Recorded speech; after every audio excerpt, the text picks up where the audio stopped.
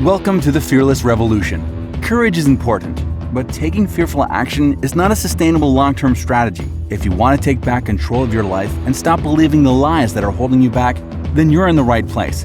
Join Sandy Gledhill, your fearless leader coach, as she reveals the secrets to living and leading fearlessly. Now, let's join the Fearless Revolution.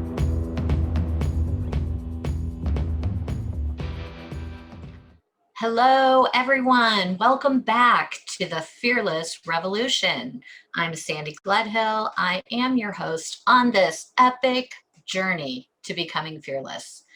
Fearlessness is my passion, and it is my mission in life to tell everybody who is bound up in fear, who's been held back by fear, who's been controlled or abused by fear, that there is another way. And it has nothing to do with being strong enough on the inside. It has a lot more to do with uncovering the secrets of fearlessness. So I went on a 20-year epic journey of my own, kind of a quest. I did not know I was on a quest for fearlessness. Literally, I was just trying not to have fear be the soul-sucking enemy that it had been so long in my life. I just got to the point where I was desperate to get out from under the control of fear. And what happened was amazing and life-changing. And so now I have left a long career as a corporate consultant, as a business growth strategist, to talk to you guys about how you too can walk out of the bondage of fear and into this incredible liberty and freedom of fearlessness. All right. Well, I'm so glad that you decided to come back and hear more about what this fearless revolution is. And today I'm talking to you about one of my favorite topics, time and fear, and how those things relate. So for all my years in the corporate world, time management was always on the top of everyone's list. Like, hey, Sandy, yes, it's great. We want to get more customers. We want to grow our business. But first, can you help me become more organized as an executive, as an entrepreneur, as a leader? Can you help our team maximize their productivity and optimize the time that they're, spending in the office? And so time management has continued to be the number one topic that clients ask for help with. And I thought this was interesting because there is really a plethora of amazing business experts out there who have given their own sort of take on time management. I have been trained in many of these, in fact, some of them deeply. For instance, I have been deeply trained in Tony Robbins' RPM, Rapid Planning Method. I have been deeply trained in Stephen Covey's time management, sort of famous time management system. I've been trained, I've taken, spent a lot of time with what Brendon Burchard is doing. And there are, guys, this wheel does not need to be recreated. It just doesn't. There are so many amazing teachers out there giving us fantastic time management strategies. So that begs the question, why is time management still a problem? If we have some of the greatest business minds on the planet who have spent intentional time trying to solve this problem, have come up with something that makes a ton of sense, that makes people excited, why have we not eradicated the problem of time management? Well, those are the questions I began to ask early on in my career.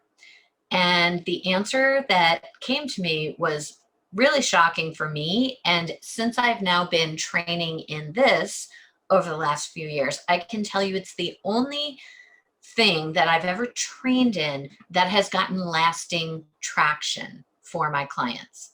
Now, that's not to say that all of these other amazing systems aren't great, because guys, what I train in is not actually a time management system. It is a strategy around relationship with time that I believe is the bedrock. It's the foundational stone that needs to be put in place before you decide which one of these amazing time management strategy systems you want to put in place. What I'm saying is the cart's been before the horse for way too long. We've been trying to build, the top 10 stories of this building, and there's no foundation. So I'm going to give you the foundation to time management. And my sort of quick disclaimer, I really don't care for the term time management. You'll see as we move on here, my philosophy around time is such that we cannot manage time. Time cannot actually be managed. It is not a consumable. It is not a commodity. You can manage your money. You can manage other resources, but time just exists. It's a gift. I hold with all of my heart that time is a gift, and that a lot of fear in people's lives is wrapped around their broken relationship with time. So let's launch off here. And one of the secrets that I write about in my book is that your broken relationship with time is keeping you in fear. So let me start with this. Have you ever noticed that little kids, don't use time as an excuse?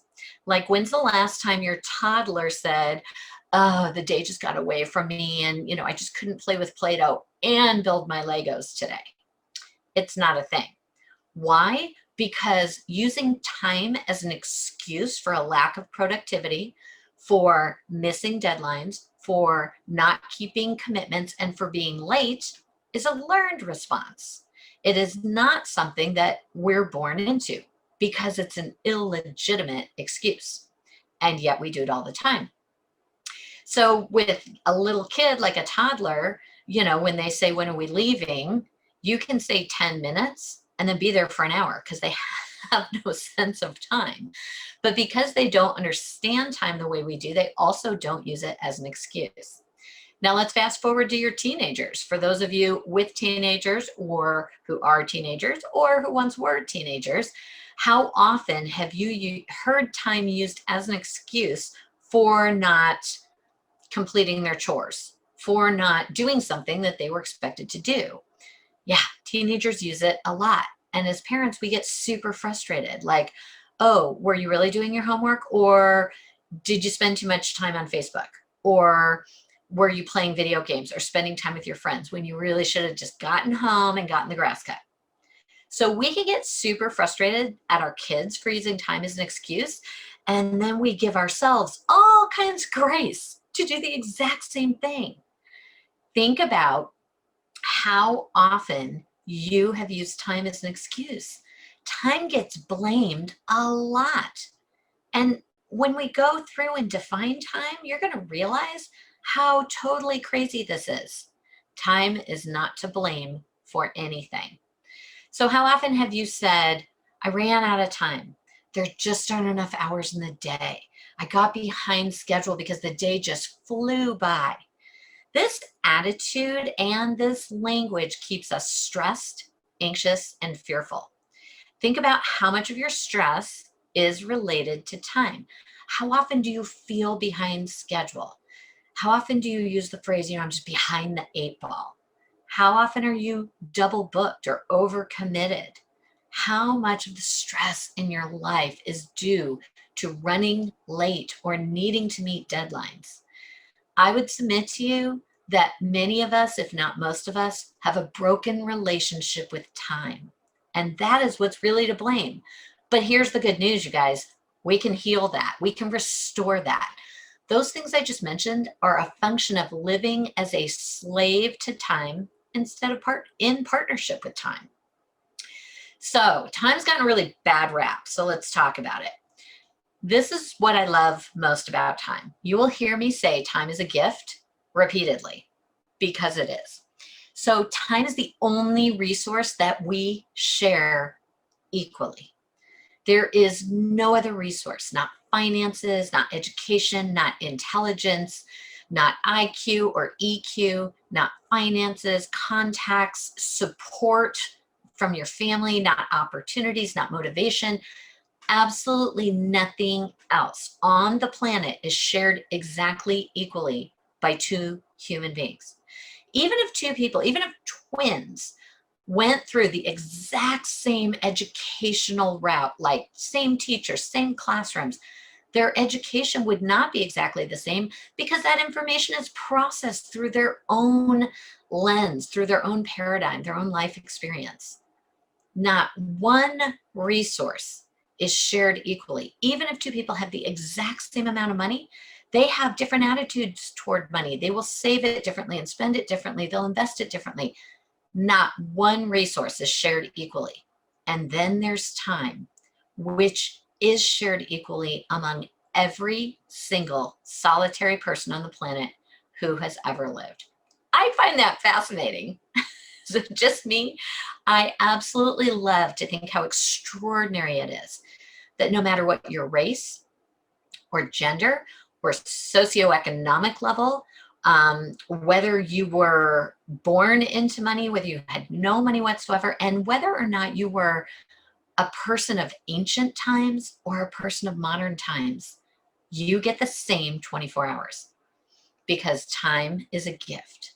And I would say, in my life at least, it is one of the greatest gifts I've ever been given. Why do I call it a gift? Well, you guys will find out as we go through my podcast that while this is not a faith-based podcast, I am a faith-based person. So now and then you're going to hear me drawing from that personal experience.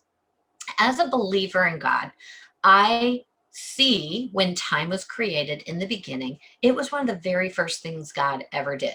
Like in Genesis, if you go back and read, the first word spoken is light. And we translate that from the ancient Hebrew to let there be light. But it was really just one word. And one of the first things that God did is he made, sun and the moon. It was morning and night the first day. Why did God do that? If God has existed from eternity past, why did light and time only get created at the same time man was created? Because it's a gift. What would our lives look like without time? What kind of chaos would we be living in without this universal gift of a way to track and measure that space between sunup and sundown and sundown and sunup? It allows us to plan and organize, to gather together at the same time. It gives us bearing in our lives in terms of our lifespan. Guys, time is a gift. So why is time so important? Well, there are a whole bunch of reasons, but I want to talk to you about a few of them here in this episode. And I really want you guys to think about what your life would look like without time, right? Your life revolves around how you schedule, how you plan. And I want to submit to you really that when you can get your relationship with time restored, when you can make it healthy, there is an abundant atmosphere that you were created to live in that begins to be attracted to you. So through a lot of the episodes of this podcast, we're going to talk about the importance of language.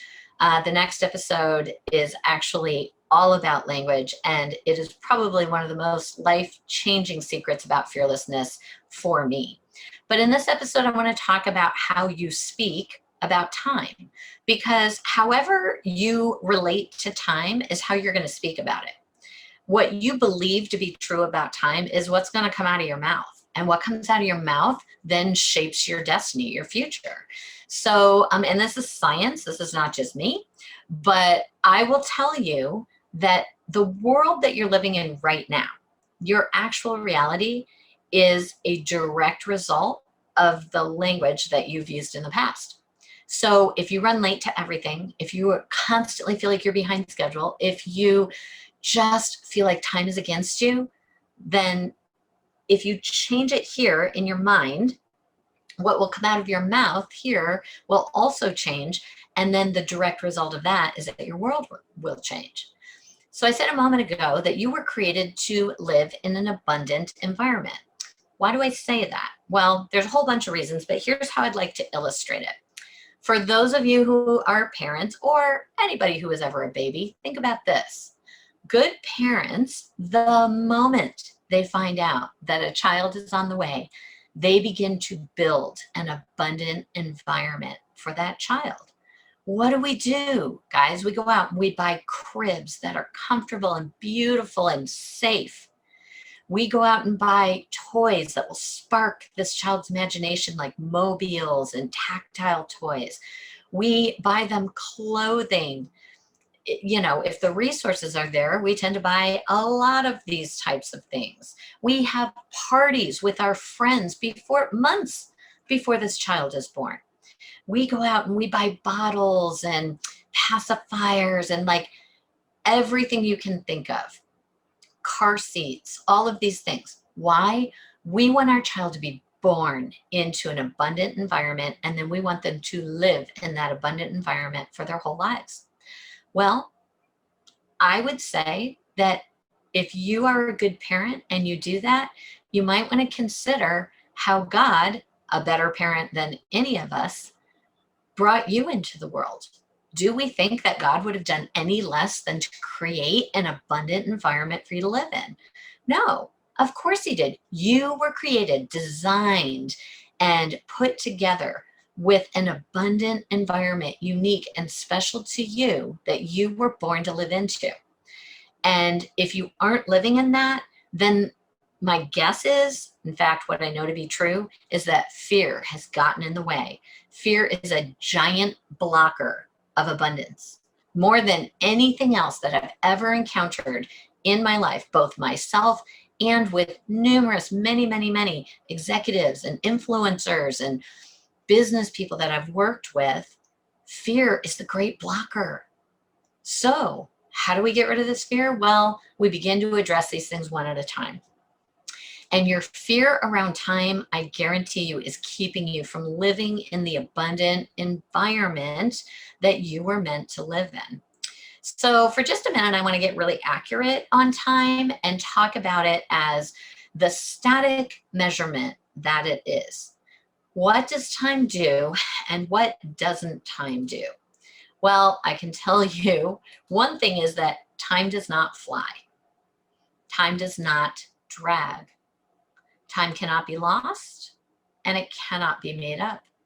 You literally cannot be ahead of time or behind time. You really technically cannot spend or buy time. It is not consumable and it's not a commodity. I will tell you, we use phrases like spend time. I myself use them because it's universally understood.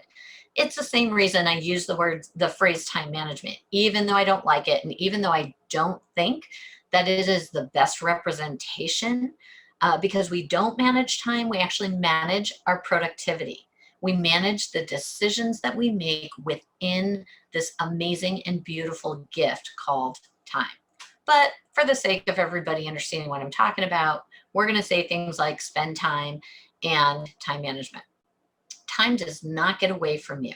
Okay. Time is not trying to elude you. Most importantly, time is not your enemy. It is not against you. Time is your ally. It is on your side. It is for you, not against you. It was created for you. All right, so let's move on to why some people can run empires, right? You've got these titans of industry out there that are running like multiple huge billion-dollar corporations. And then you've got kind of the rest of us that are like trying to keep the lights on at our mom and pop small business, or those of us that are just trying to like get the house clean and dinner made and the kids bathed within a 24-hour period. So why is there this huge disparity between what some people accomplish in their 24 hours and others? Well, I can hear you answering right now. And what I always hear when I ask this question is, well, they've got money. They have different resources. They have staffs full of people. They have better training. All of those things might be true, but that doesn't explain all of those people that came from nothing, that started as solopreneurs, that opened a startup in their garage, that began with nothing but a dream and grit and the ability to say, I'm going to keep pushing forward even when it's hard. Those people didn't have resources. They gained resources.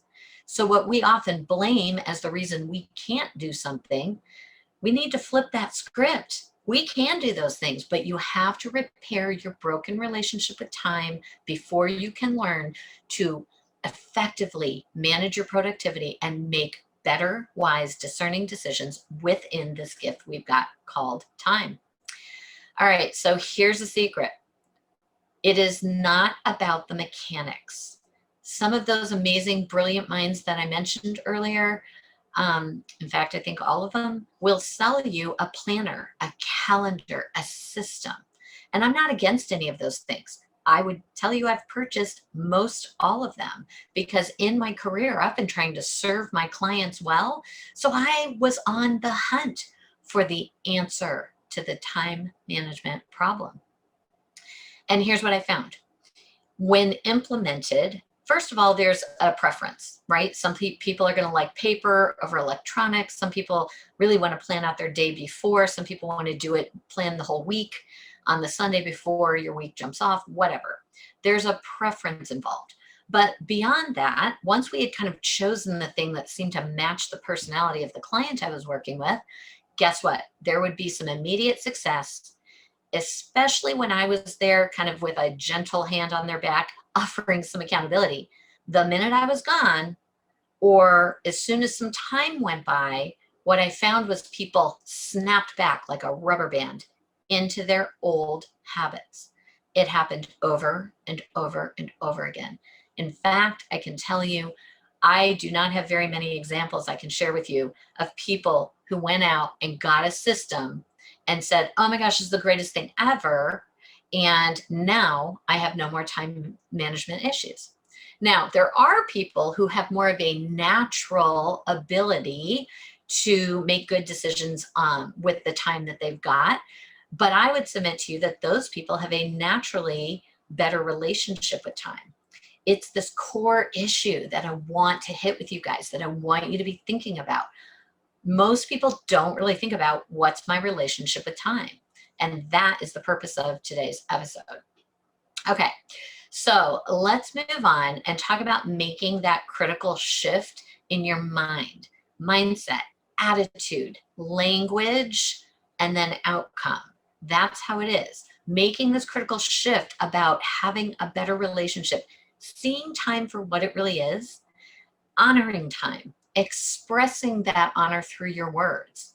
So I do this every morning. I wake up and I say, time is a gift.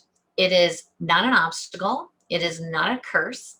I have all the time I need today to accomplish everything I have to get done.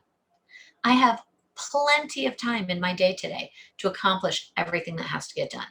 Why is that an important affirmation? Well, it's important because my words instruct my brain about what to look for and what to highlight. It literally tells my brain what to draw into my world.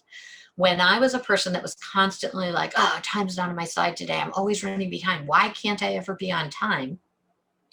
I was instructing my brain to look for examples to make that narrative true.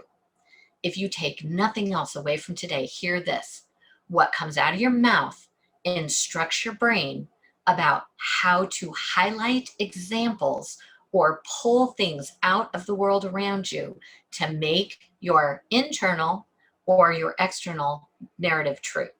Even if it's just your internal dialogue, your brain is designed and beautifully created to make that true. See, our brains don't distinguish between the truth and a lie. Our brains only know what we tell it, what we believe. What comes out of our mouth is essentially truth to our minds. That's why this is such a critical shift. So a little while ago, I talked about people who seem to be able to do monumental things with the time that they have in their day. And you look at, the Oprah Winfrey's and Jeff Bezos, and, you don't have to agree with who these people are, but look at what they've accomplished. Why? I will tell you, I've studied some of these people. They do not run around blaming time for everything. They don't use time as an excuse the way many others of us do. They have a good relationship with time. They recognize that time is there to serve them. They are not serving time. They are not slaves to time. They are the masters of their time, but in a really honoring way. So this is what I want you guys to think about. Now, this might rock a few people's world. So kind of like get prepared to have a shift right here.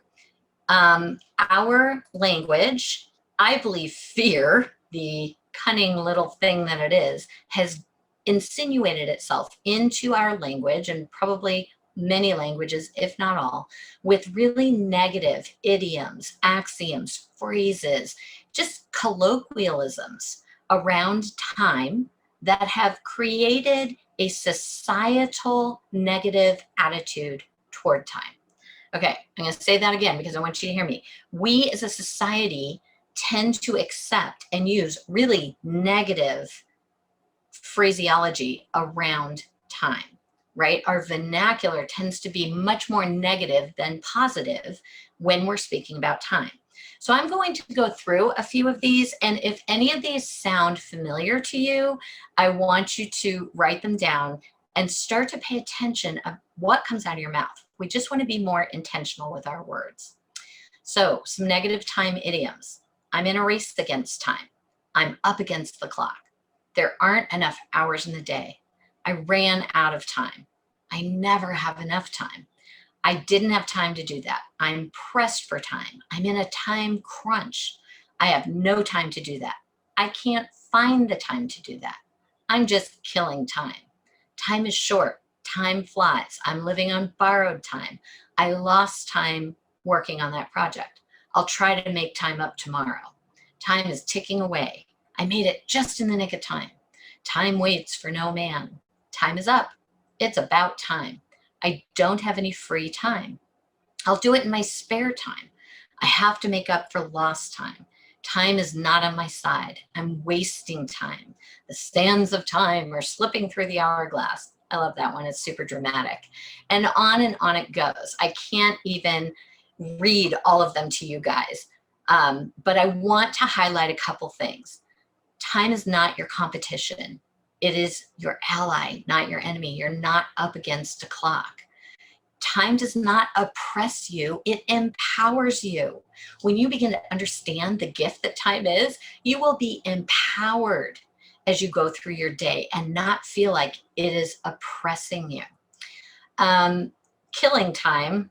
I mean, now we've got some death language and some negative language around time, but you can't borrow time. You can't waste time. You can't make time up. And I really want to hit this point, guys. The word free time, all time is free. All time is free. If you feel like you have time in your schedule that is not free, I want you to back yourself up and go back to the time when you made a decision to commit yourself, whether that's a job, whether that's starting a business, a relationship, a regular coffee date that you make. If you feel like there are segments of your day that are not free, understand that you had a choice in that. Okay, unless you're a kid and a parent is really making choices for you, you have made the choices that have led to your current schedule. And guess what? You can make new choices. I realize sometimes that's dramatic and it involves getting a new job, making a different decision, taking a risk and starting a business, moving across the country, whatever it is. My guess is that fear is the thing standing in your way. And my great hope is that by listening to this podcast, you are systematically going to learn how to remove those obstacles of fear and begin to live in your full God-given purpose. All right, so I hope that there were some gems in here for you today. Honor time with your words. These are the things that you can take away from this and start doing right now. Find a partner. My husband, Tim, and I, when we realized what we were doing, we partnered up and we helped each other change the way we speak about time. It is so empowering, you guys. It is so, it brings peace and joy into your life where previously there was anxiety and depression, okay? I want you to think about time as a gift. I want you to begin to recognize that you have plenty of time to do all the things you need to do today. And when you speak that, the reason that's important is your words are telling your brain to prioritize naturally what needs to get what done and what can wait. And you'll be shocked and amazed at how good your supercomputer brain is at doing that for you. You will automatically begin to prioritize your life. You will feel much more restful and peaceful. Your brain will comply. Now, it's going to take some time. Nothing happens overnight. But as you remove old habits, and if you need to, put a rubber band around your wrist and snap it when you hear yourself say that, always replace that bad language habit with something good. So when you are hearing yourself use these negative idioms, make up a new one that's positive, or just say to yourself every single time, all time is free. I get to make decisions within this beautiful gift called time. All right, you guys, thanks so much for jumping back in with me. I hope that there was something of value in this for you. And make sure that you tune in, because our next episode is probably my favorite secret of fearlessness. It's called lethal language. Find out how your words are keeping you sick and aging prematurely, and how you might just be talking yourself into an early grave. I know that sounds dramatic, but that's exactly what it did for me. All right, you guys, have a super blessed day, and thanks for being a part of the Fearless Revolution.